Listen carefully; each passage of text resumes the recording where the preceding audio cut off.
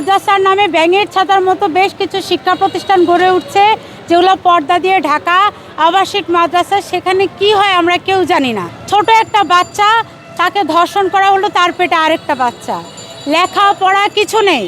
অথচ 2 দিন পর পর মিডিয়াতে আসে মাদ্রাসাগুলোতে ধর্ষণ হচ্ছে। আমার বোনেরা, হুজুরের খাটের নিচে থেকে মেয়েদেরকে পাওয়া যায়, মাদ্রাসার ছাদ থেকে নাকি শিক্ষার্থীরা লাভ দেয়। হ্যাঁ, এখন আমরা ঠিক জানি না, কিন্তু কখনো কখনো আমরা এমনও ছবি পাই যে হুজুরদের পা টিপছে ছাত্রীরা, হুজুরদের বিভিন্ন ধরনের খাবার দিচ্ছে ছাত্রীরা, হাত টিপে পা টিপে। এটা কী ধরনের শিক্ষা ব্যবস্থা? তাই আমরা শিক্ষামন্ত্রীর কাছে আহ্বান জানাবো, আপনি শুধু নকল ধরায় ব্যস্ত না থেকে এই ব্যাঙের ছাতার মতো যে মাদ্রাসা গড়ে উঠেছে এগুলো মনিটর করেন। এগুলার ভিতরে আসলে কি শিখছে যারা শিক্ষা দিচ্ছে। পাঞ্জাবের জগতে একটি বিশ্বস্ত নাম, শাবাব এথনিক ওয়্যার।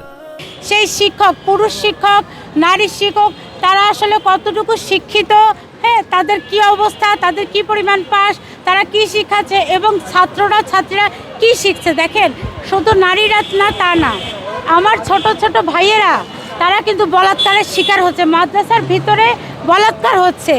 তাই আমরা চাইব এই শিক্ষা প্রতিষ্ঠানে, মাদ্রাসাগুলোতে কোনোভাবেই এ ধরনের ধর্ষণের ঘটনা না ঘটে, কোনো স্কুলেও যেন এবং রাস্তাঘাটে কোথাও যেন ধর্ষণের ঘটনা না ঘটে। আর এটা ঘটার পিছনে সবচেয়ে বড় কারণ হচ্ছে নিরাপত্তাহীনতা, স্বরাষ্ট্র মন্ত্রণালয়ের উদাসীনতা। বছরের পর বছর আমরা স্বরাষ্ট্র মন্ত্রণালয়কে উদাসীন দেখি। খুনের ঘটনা ঘটে, স্বরাষ্ট্র মন্ত্রণালয় নীরব। ধর্ষণের ঘটনা ঘটে, স্বরাষ্ট্রমন্ত্রী নীরব। যদি একটা ধর্ষককেও জনগণের সামনে ফাঁসি দেওয়া হতো তাহলে কিন্তু মানুষ ভয় পেত। ফাঁসি বলা হয় মৃত্যুদণ্ড, কিন্তু ফাঁসির রায় কার্যকর হয় না, এই কারণে ধর্ষক ভয় পায় না। আমরা ফাঁসি চাই, ফাঁসি দিলেই ভয় পাবে মানুষ, মেয়েদেরকে সম্মান করবে।